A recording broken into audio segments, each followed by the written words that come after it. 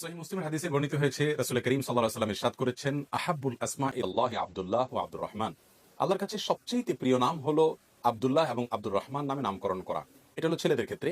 মেয়েদের ক্ষেত্রে যখন আমরা রাখবো তখন হবে আমাতুল্লাহ এবং আমাতুর রহমান, যার অর্থ হয় যথাক্রমে আল্লাহর বান্দা এবং আল্লাহর বান্দি, রহমানের বান্দা এবং রহমানের বান্দি। ছেলে এবং মেয়ের ক্ষেত্রে এই দুটি নাম আল্লাহর সবচেয়ে পছন্দের। এই জন্য আপনি সাহাবা ইকরামের নামের মধ্যে দেখবেন আব্দুল্লাহ নামে অনেক সাহাবী পাওয়া যায়, আব্দুর রহমান নামে অনেক সাহাবীর নাম পাওয়া যায়। আমরা আজকাল আনকমন নাম খুঁজতে গিয়ে অনেক ভালো ভালো নামগুলোকে আমরা অ্যাভয়েড করে ফেলি।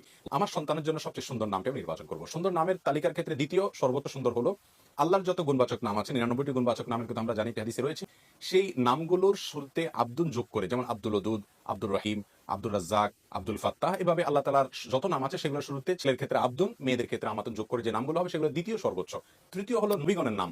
যত নবীগণের নাম আছে, যত পুরো পবিত্র মানুষরা আছেন তাদের নামে নাম করা। মেয়েদের ক্ষেত্রে মারিয়াম আছেন, আরো যে সমস্ত নামগুলো আল্লাহর কাছে খুবই প্রিয়, আসিয়া আছেন, সেগুলোতে নামকরণ করা।